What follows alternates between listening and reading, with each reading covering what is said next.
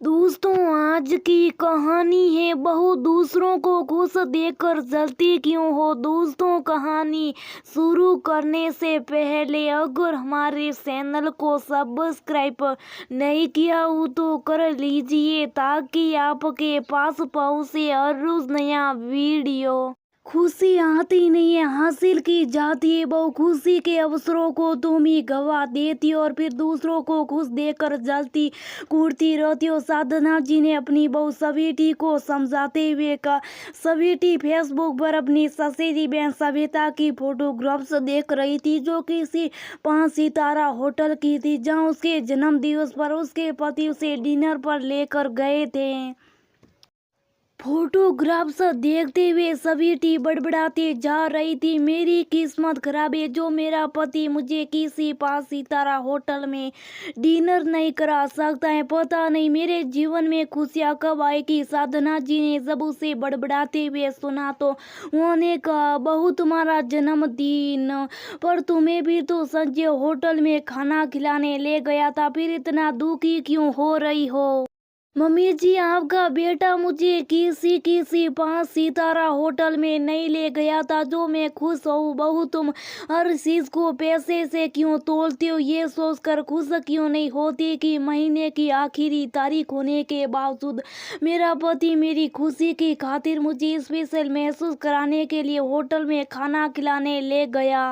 तुम अपनी ससेरी बहन किसी 5 सितारा होटल में खाना खाने की पिक्चर्स देखकर दुखी हो रही हो और अपनी किस्मत को कोस रही हो। कभी उनके बारे में सोचा है तुमने जिन्हें एक वक्त का खाना भी ठीक से नसीब नहीं होता है। उनके बारे में सोच कर देखो तुम, तब तुम्हें लगेगा कि तुम नसीब वाली हो या नहीं। जो तुम्हारे पास है उससे खुश रहना सीखो। मम्मी जी, आप ही बताइए, शादी के बाद कौन सी एक ऐसी बात हुई जिस पर मैं खुश हूँ। तुम्हें क्या परेशानियाँ जो तुम खुश नहीं रह सकती और हर वक्त अपने आप को बेसारी सा बताती हो। तुम्हें घर में हर तरह की आज़ादी, अच्छा पहनती हो, अच्छा खाती हो, तुम्हें कोई खुश नहीं कहता है। घर में ज़्यादा काम नहीं है, फिर तुम्हारे चेहरे पर मुस्कुराहट क्यों नहीं रहती हैं।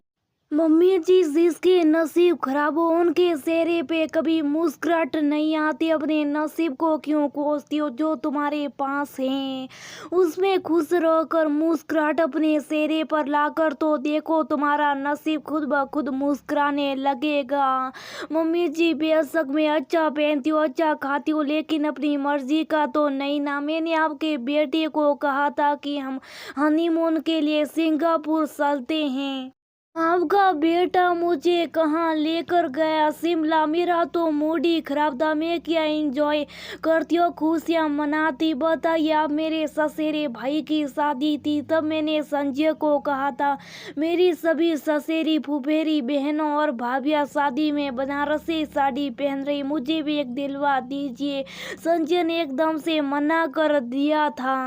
कहने लगे, अभी तुम्हें शादी में यहाँ से 2 बनारसी साड़ी चढ़ाई थी, उसमें से कोई पहन लो। हाँ तो बहू, इसमें संजय ने क्या गलत कहा था। तुम्हारी शादी को भी 6 महीने भी नहीं हुए, तुमने इतनी महंगी साड़ी 1-2 बार मुश्किल से पहनी होगी, फिर नई क्यों चाहिए थी।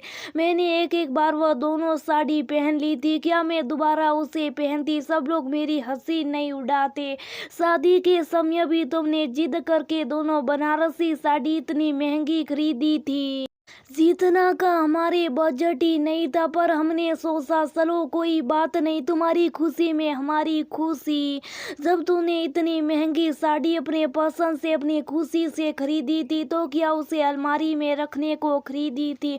तुम्हारे पास जो खुश है उसमें खुश ना रहकर तुम हर बार लोगों की देखा देखी बजट के बाहर की बात करोगी तो 1-2 बार तुम्हारी ख्वाहिश पूरी की जा सकती है, हर बार नहीं। मम्मी जी, मैंने कभी नहीं सोचा था कि मुझे अपनी पसंद की हर चीज के लिए इस तरह तरसना पड़ेगा। बहू, हमने भी कभी नहीं सोचा था कि हम पढ़ी लिखी अशिक्षित लड़की को अपने घर बहू बनाकर लाएंगे। क्या हमने तुम्हारे परिवार से अपनी घर की आर्थिक स्थिति छुपाई थी। क्या तुम्हें संजय की तनख्वाह कितनी ये पता नहीं था।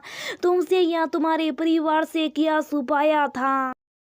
हमने जो तुम इस तरह की बातें करके खुद भी दुखी होती हो और घर का माहौल भी खराब करती हो। तुमने पढ़ लिख कर इतना नहीं सीखा है कि व्यक्ति को अपने चादर के बाहर पैर ना फैलाते हुए अपने बजट के अनुसार चलना चाहिए। अभी कुछ दिन पहले हमने नया फ्रिज लिया था, तब मैंने तुम्हें कहा था हमारे यहाँ खुशी आई है, पड़ोसी को मिठाई भेज दो। बहू, तुमने एकदम से कह दिया कौन सी बड़ी बात होगी जो पड़ोसी को मिठाई खिलाए। डबल डोर का फ्रिज होता तो मिठाई भी खिलाते। हर बात में तुम नकारात्मक क्यों सोचते हो बताओ। मुझे तुम्हारी माँ मेरी बहन को छोड़ दो तो तुम्हारे हम उम्र तुम्हारे कोई और बहन भाई विदेश हनीमून मनाने गए थे क्या? जिस बहन की फोटो फेसबुक पर देखकर तुम कूट रही हो उसकी शादी तो तुम्हारी शादी के बाद हुई। वे तो हनीमून के लिए गए नहीं थे, फिर अपनी फुफेरी बहन का विदेश जाकर हनीमून मनाना तुम्हें दिख गया और तुम अपने नसीब को कोसने लग गई। जो कहीं नहीं गया वह नहीं दिख रहा है।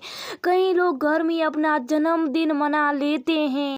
तुम्हारी खुशी की खातिर तुम्हें संजय बाहर ले गया था, उसकी जेब पर तुमने पर्सनल चीज लगा दिया, लेकिन तुमने उसकी भावनाओं को समझने की कोशिश नहीं करती। तुम्हारी जिन बहनों और भाभीियों के पास नई बनारसी साड़ी नहीं होगी इसलिए उन्होंने नई खरीदी होगी, तुमने ये नहीं सोचा कि तुम्हारे पास अपनी खुशी से खरीदी हुई अपनी पसंद की साड़ी उसे पहनकर खुश हो। दूसरों की थाली में ताक झाँक करके कूटने की बजाय जो तुम्हारी थाली में है उसे ही भगवान का आशीर्वाद समझकर खाओ, तुम्हें अमृत सा स्वाद आएगा। अभी तक तुम दूसरों को देकर कूटती रही, तुम्हें क्या मिल गया बताओ। इसलिए जो तुम्हारे पास है उसमें खुश रहो और अपनी खुशियाँ अपने आसपास के लोगों में बांटो।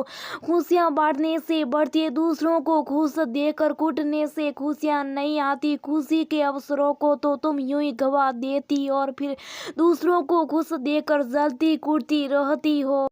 स्वीटी मन ही मन सोचने लगी, मम्मी जी कहो तो सही रहिए, पैर उतनी फैलाने सही जितनी बड़ी अपनी चादर। अब मेरी खवाई से चादर की लंबाई से बाहर की है तो उसमें संजय या मम्मी जी क्या करेंगे। ये बात भी सही है कि मुझे जो खुशियाँ नसीब है उतनी मेरे हर भाई बहन को तो नहीं है, किसी को ज्यादा है तो किसी को कम भी तो है।